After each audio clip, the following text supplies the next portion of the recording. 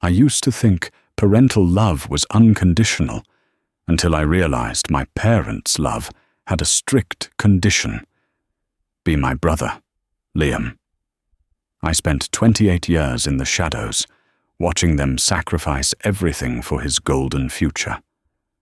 But when his golden future turned to ash, guess whose door they knocked on? If you looked at our family albums, you might assume I was a cousin who occasionally visited for the holidays. My name is Chloe.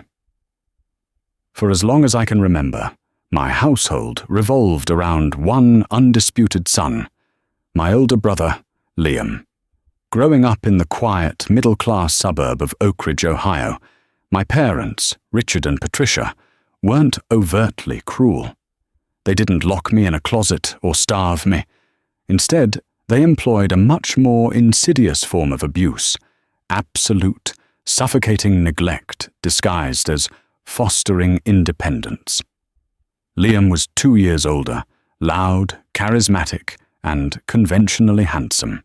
He was the kind of boy who could talk a teacher into changing a failing grade just by flashing a dimpled smile. I was the quiet achiever, the girl who did her homework at the kitchen table, while my parents cheered themselves hoarse at Liam's mediocre junior varsity football games. The blatant favoritism started early. When I was 16, I worked double shifts at a local diner called O'Malley's to save up $2,500 for a beat-up Honda Civic. I kept the cash in a shoebox under my bed. The week I finally reached my goal, Liam, then 18, got arrested for a DUI after crashing our dad's sedan into a neighbor's retaining wall. When I came home from work the next day, my shoebox was empty. I confronted my mother, my heart hammering in my chest. Patricia didn't even have the grace to look guilty. She just sighed, wiping down the countertops. Chloe, please try to understand. Liam is in serious trouble. We had to hire a good lawyer, Thomas Albright, he's not cheap, to keep this off your brother's permanent record. You can take the bus to school for another year. You're strong. Liam is sensitive. He needs us right now. You're strong. Liam needs us. That phrase became the soundtrack of my life. My strength was weaponized against me, used as a permanent excuse to deny me support. Because I was capable, I was ignored. Because Liam was a reckless liability, he was endlessly coddled. The disparity only widened as we entered adulthood. I graduated high school as valedictorian. My parents left my graduation ceremony early because Liam, who had dropped out of his first semester of college, complained of a migraine. I secured a full academic scholarship to a state university, working nights as a bartender to pay for my dorm and books. Meanwhile, my parents remortgaged our family home to pay for Liam's out-of-state tuition at a private business school in Boston. It's an investment in his future, my dad, Richard, proudly declared over a rare family dinner. Liam is going to be a titan in the financial sector. He just needs a runway. Liam spent his runway partying, barely scraping by with C's, and racking up $15,000 in credit card debt, which my parents quietly paid off by draining my mother's modest inheritance from my grandmother. By the time I was 26, I had built a life I was proud of. I was a senior project manager at a tech firm, earning a 6-figure salary. I had met a wonderful, grounded man named Noah, an architect who saw right through my family's toxic dynamic the first time he met them. When Noah and I got married, we paid for the intimate backyard ceremony entirely by ourselves. My parents contributed nothing, claiming finances were tight. Yet, exactly 14 months later, Liam announced his engagement to a woman named Sarah. Sarah was a woman of expensive tastes, and Liam wanted to impress her wealthy family. Suddenly, my parents' tight finances miraculously loosened. They took out a personal loan to hand Liam a check for $60,000 to cover his extravagant country club wedding. I sat at a table near the back, near the kitchen doors, watching my father give a tearful toast about how Liam was his greatest pride and joy. I squeezed Noah's hand under the table, holding back tears not of sadness, but of a profound, cold realization. I was an orphan with living parents. From that day forward, I stepped back. I stopped calling every Sunday. I stopped sending expensive Christmas gifts. I focused on my marriage, my career, and the beautiful home Noah and I had just purchased in a quiet, upscale neighborhood across town. I thought the worst was behind me. I thought Liam had his trophy wife and his parents' adulation, and I had my peace. I was dead wrong. The real tragedy hadn't even begun. For a few years, the illusion held. Liam played the part of the successful entrepreneur flawlessly. He drove a leased Mercedes, wore tailored Armani suits, and plastered his Instagram with photos of lavish vacations in Aspen and Tulum. He had launched his own boutique investment firm, Apex Capital. To the outside world, he was the golden boy my parents always promised he would be. But behind the scenes, a massive, catastrophic storm was brewing. It started with a phone call from my father on a Tuesday afternoon. He never called me during work hours unless someone was dead. "Chloe," his voice was strained, thinner than usual. "Your brother is on the verge of something massive, a real estate development deal. It's a sure thing, but he's facing a temporary liquidity issue. We're stepping up to help him, but we're about 50,000 short. We need you to loan it to him, just for 6 months.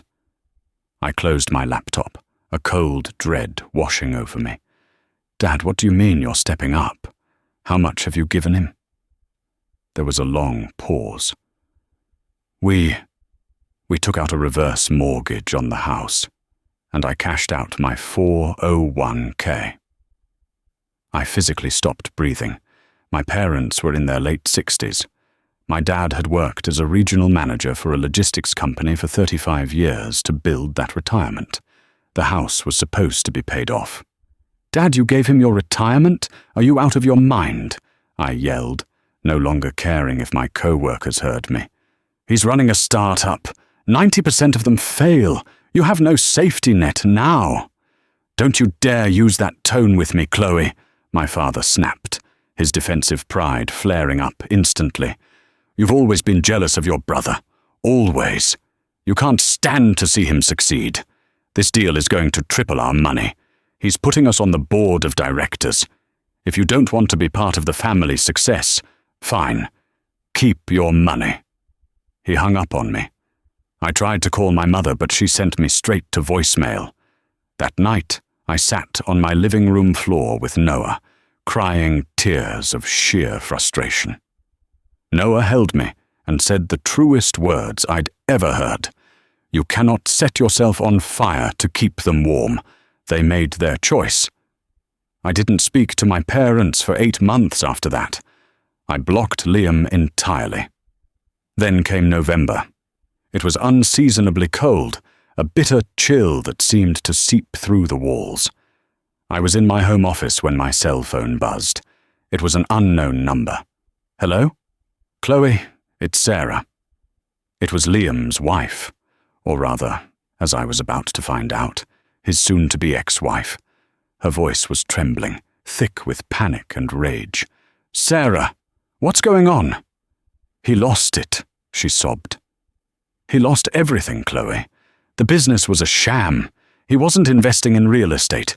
He was day trading, highly leveraged crypto, and dumping money into offshore shell companies to cover his early losses. It's gone, all of it. The feds raided the Apex office this morning. I'm leaving him. I'm taking the dog and going to my parents' house." My stomach plummeted into my shoes. "Wait. Sarah, my parents' money?" "Gone," she said, her voice dropping to a harsh whisper. "He forged documents, Chloe. He forged your dad's signature on a secondary commercial loan using their house as collateral. The bank is foreclosing on them. Liam skipped town 3 days ago. I don't know where he is and I don't care. I just thought you should know." The line went dead. I sat frozen, the magnitude of the disaster crushing the air out of my lungs. My brother hadn't just failed. He had actively, criminally destroyed our parents' lives. He had stolen their past, their present, and their future, all to fuel his own delusional ego. 3 days later, the reality of Sarah's phone call arrived at my doorstep. It was a torrential downpour outside. Noah and I were eating dinner when the doorbell rang incessantly. I opened the heavy oak door, and there they stood. My father, once a proud, stubborn man, looked like he had aged 20 years. His shoulders were slumped, his face grey and hollow. Beside him stood my mother, shivering in a thin raincoat, clutching 2 large black trash bags, filled with whatever clothes they could hastily pack. Behind them, parked in my driveway, was a rusted U-Haul trailer. They were homeless. The bank had officially locked them out of the house they had lived in for 30 years. "Chloe," my mother whimpered, water dripping from her greying hair. "Please, we have nowhere else to go." I stared at them, the rain lashing against the porch. These were the people who had drained my college fund, the people who called me jealous, the people who abandoned me time and time again to worship at the altar of my brother. Noah came up behind me, placing a steady, warm hand on my shoulder. He didn't say a word, leaving the decision entirely to me. I looked at my father. "Where is Liam?" I asked, my voice terrifyingly calm. My father couldn't meet my eyes. He stared at his waterlogged shoes. "We don't know. His phone is disconnected. Chloe, please, let us in. We can sleep in your basement, just until we figure this out." A twisted, dark irony bubbled up in my throat. They had given Liam everything, and he had left them with trash bags in the rain. They had given me nothing, and now they expected me to be their savior. "I told you," I whispered, the words tasting like ash and vindication. "I told you 8 months ago that he was going to ruin you, and you told me I was just a jealous, bitter sister." "We made a mistake," my dad choked out, a single tear mixing with the rain on his cheek. "He tricked us, Chloe. He's your brother. We're your family." "No," I said, my voice hardening into steel. "Liam is your family. I was just the spectator you forced to watch. You bet your entire lives on the golden boy." I looked at their pathetic, shivering forms.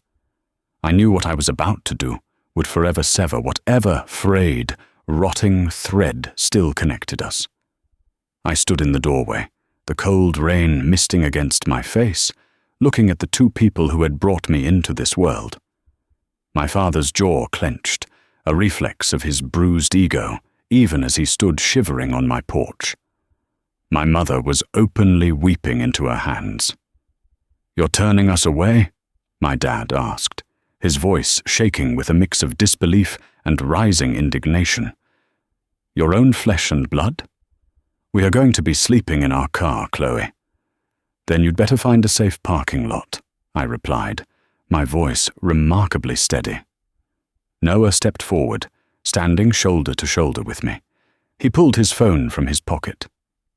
"I am booking you a room at the extended stay on Route 9, Noah said, his tone professional, like he was negotiating a contract with a hostile vendor.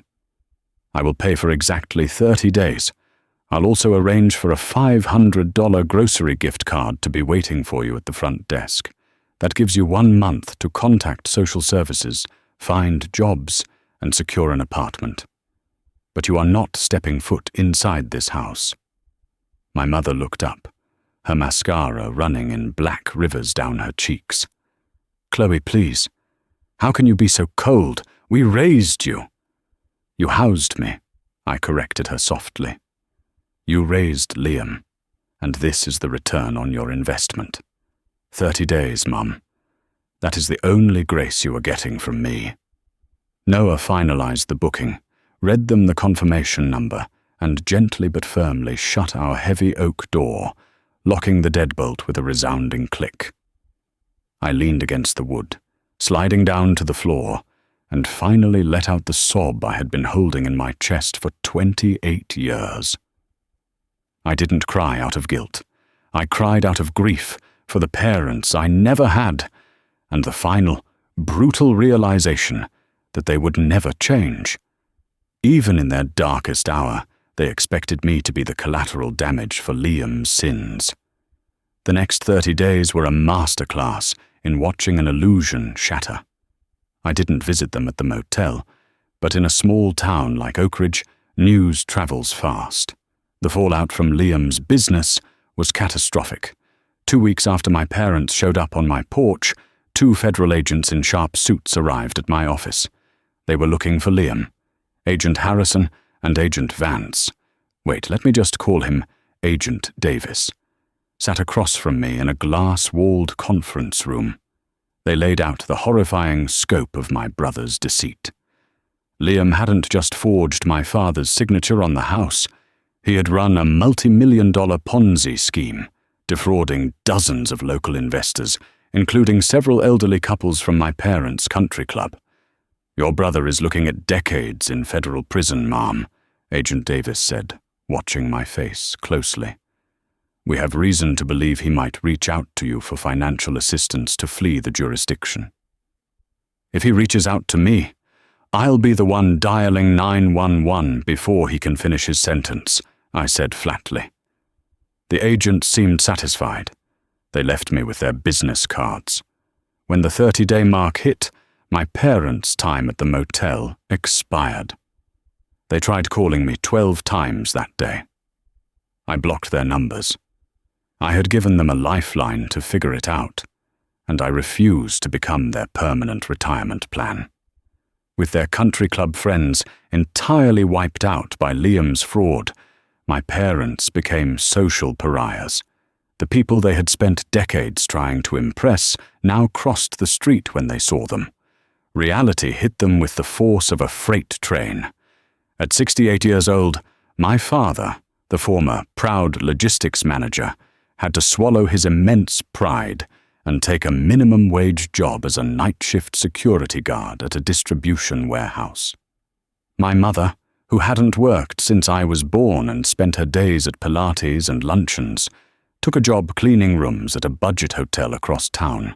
They rented a cramped, damp, one-bedroom apartment in a neighborhood they used to roll their windows up when driving through. The universe was serving them a brutally cold dish of karma. But the final, devastating blow was yet to come. Life, meanwhile, rewarded Noah and me. 3 months after the motel incident, I found out I was pregnant. We were overjoyed. We started converting the spare bedroom into a nursery, painting it a soft sage green. I felt a profound sense of peace. The toxic tumor of my family had been excised, and I was going to break the cycle. My child would know unconditional love, not transactional affection. But a rat cornered will always bite, and Liam was the biggest rat of them all. It was a sweltering Tuesday in late August, the kind of stifling Midwestern afternoon where the air feels heavy enough to drown in. I was 7 months pregnant, working from home, and deeply grateful for the quiet, predictable hum of our central air conditioning. Noah was miles away, overseeing the framing at a commercial construction site downtown. I had just finished answering a batch of emails and was walking down the hallway to peek into the nursery. We had painted it a soft, calming sage green just the weekend prior, and standing in that room always filled me with a profound, anchoring sense of peace. I was finally building the sanctuary I had never had. At exactly 2:14 p.m., that peace was shattered. It started with a loud, frantic pounding that violently rattled my heavy oak front door. It wasn't a polite knock or even the urgent rapping of a delivery driver. It sounded like someone was throwing their entire body weight against the wood, desperately trying to break the door off its hinges. My heart instantly leapt into my throat. I froze in the hallway, my hand instinctively resting on my swollen belly. I pulled my phone from my pocket and opened the security camera app. The blood drained from my face, leaving me ice cold despite the summer heat. Standing on my porch, pacing like a caged feral animal, was Liam. If I hadn't known his bone structure, I wouldn't have recognized him. The arrogant, tailored golden boy was entirely gone. In his place was a gaunt, twitching ghost. He was rail-thin, his cheekbones jutting out sharply above a patchy, unkempt beard. Despite the 90-degree heat, he was wearing a stained, dark grey hoodie pulled up over his head. His eyes were entirely bloodshot, darting erratically over his shoulder toward the street, terrified of whatever shadows were hunting him. He looked sick, desperate, and incredibly dangerous. Panic spiked through my chest. I tiptoed toward the foyer, making absolutely sure the deadbolt was turned and the heavy brass chain was secured in its track. Then, with shaking hands, I dialed 911. 911, what is your emergency? The dispatcher answered, her voice a calm anchor in my sudden storm. My name is Chloe Sullivan. I live at 442 Maple Drive. I whispered harshly, backing away from the door. There is a federal fugitive trying to break into my house. His name is Liam. There is an active FBI warrant for his arrest for wire fraud. He's unstable and trying to get inside. The dispatcher's tone shifted into high gear. She told me to stay away from the windows, lock any interior doors, and hold the line. Multiple squad cars were already being dispatched and were approximately 3 minutes away. Outside, Liam's pounding resumed, followed by his muffled, raspy voice. "Chloe! Chloe, open the damn door!" Liam screamed, rattling the heavy brass handle so violently the metal mechanism groaned. "I know you're in there. Your car is in the driveway. The blinds are open. Let me in." "The police are already on their way, Liam," I shouted through the thick wood, my voice trembling, but loud enough to cut through the glass. "Get off my property!" The rattling stopped instantly. A heavy, suffocating silence fell over the porch for 3 agonizing seconds. "Chloe, please!" His voice completely shifted, morphing from aggressive rage into a pathetic, high-pitched, manipulative whine. "Please, just listen to me. I need cash. Just $5,000. That's nothing to you. You make that in a week. I have guys looking for me, Chloe. Bad guys from the offshore accounts. If I don't get out of the state by tonight, I'm a dead man. You're my sister. You have to help me." "You don't have a sister," I yelled back, anger finally eclipsing my fear. "You stole everything from Mum and Dad. They are living in abject poverty because of you. They are scrubbing toilets to survive." "Who cares about them?" Liam screamed, his facade completely dropping, revealing the pure, unadulterated sociopathy festering underneath. "They're old. They had their lives. They were stupid enough to sign whatever I put in front of them. They deserved to lose it for being so weak and gullible.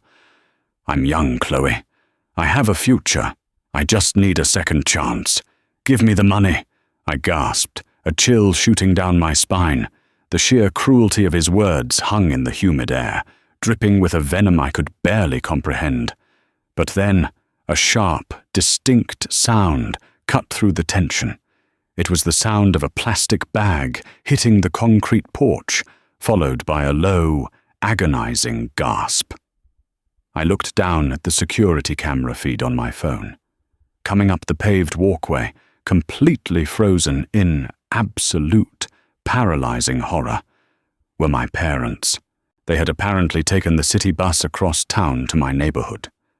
My mother was holding a cheap, plastic gift bag, with a small, pink stuffed bear sticking out of the top, a pathetic, uninvited attempt to force contact with me over my pregnancy. They had heard every single word. Liam whipped around, his eyes widening as he stared at the two people whose lives he had systematically annihilated. "Liam," my mother whispered. Her voice was thin, fragile, cracking under the weight of the ultimate betrayal. She looked at her golden boy, taking in his ragged, criminal appearance and the cruel, unforgiving words that had just left his mouth. "Mum." "Dad," Liam sneered, showing absolutely no remorse. He backed slightly away from my door, his eyes darting to their pockets. "Do you have any cash? Did you bring anything? Give me your wallets." "We have nothing," my father said. His voice was entirely hollow, stripped of the defensive, arrogant pride he had carried my entire life. He looked at Liam, not with love, but with the dawning, horrific realization that he was staring at a monster he had spent 28 years handcrafting. "You took our home, you took my retirement, you took our dignity, and you think we're stupid? You think we deserved it?" "You are stupid," Liam barked, his panic making him reckless. He lunged forward, raising his hands, and shoved our frail 68-year-old father hard in the chest. My dad, already weakened by stress and physical labor, stumbled backward. His heel caught the edge of the concrete walkway, and he fell hard onto the manicured grass of my front lawn. My mother let out a piercing, gut-wrenching scream. "Don't you touch him! You're a monster!" Before Liam could take another step or demand anything else, the wail of sirens pierced the suburban quiet. 2 Oak Ridge police cruisers came screeching around the corner, their tires squealing violently on the hot asphalt, lights flashing blindingly in the mid-afternoon sun. They hopped the curb slightly, boxing Liam in, right at the edge of my driveway. 4 officers poured out, weapons instantly drawn, their voices booming with absolute authority. "Get on the ground! Face down! Show me your hands!" Liam, the ultimate coward when faced with actual consequences, didn't run. He immediately dropped to his knees, interlacing his shaking fingers behind his head, sobbing hysterically like a child. I finally unlocked the deadbolt, unhooked the chain, and stepped out onto the porch, keeping a safe distance near the doorway. My father was still sitting in the grass, his face buried deep in his calloused hands, weeping with a sound so broken and guttural it barely sounded human. My mother was kneeling in the dirt beside him, her hand on his back, staring blankly at the cheap plastic gift bag that had fallen. The little pink stuffed bear was lying face down in a puddle of muddy water near the sprinkler head. They watched in total silence as the police violently cuffed their golden boy, slammed him against the hood of the cruiser to search him, and read him his Miranda rights. Liam didn't look at them once as he was shoved into the cage of the squad car. He only locked eyes with me, his face twisted in pure, unadulterated hatred. I didn't blink. I didn't flinch. I just stood tall on my porch and watched the car drive away, finally taking the poison of my family out of my life for good. The aftermath was swift, brutal, and entirely unforgiving. Liam was immediately handed over to the FBI. His trial was a massive local media circus, with his previous investors testifying against him, the undeniable paper trail of forged documents, and the sheer volume of his stolen millions exposed. The federal judge showed zero leniency. He called Liam's actions a masterclass in greed and sociopathic entitlement. Liam was sentenced to 15 years in a federal penitentiary in Leavenworth, Kansas. He will be almost 50 years old when he gets out, carrying a permanent felony record and millions in court-ordered restitution that will garnish whatever meager wages he ever manages to earn. As for my parents, the hard karma of their lifelong choices cemented their permanent reality. The last I heard through the local grapevine, they were still trapped in that mouldy, depressing, one-bedroom apartment. My father's heart condition worsened, forcing him to quit his warehouse security job entirely. This left my mother, who had once sneered at service workers from the patio of her country club, to support them both by scrubbing toilets and changing bedsheets at a highway motel. They tried to write me letters for a few months. The envelopes would arrive in my mailbox, covered in my mother's desperate, shaky handwriting, begging for forgiveness, pleading just to meet their granddaughter. I returned every single one, unopened, with "Return to sender" stamped across the front in bright, unapologetic red ink. Noah and I welcomed a beautiful, healthy baby girl into the world last spring. We named her Maya. When I hold her in that quiet, sage-green nursery, I make a silent, unbreakable vow to her every single day. I will see you for exactly who you are. I will never compare you to anyone, and I will never, ever make you earn my love. Sometimes, the universe doesn't just give toxic people what they deserve. It forces them to live out the rest of their days in the exact, inescapable hell they built with their own 2 hands.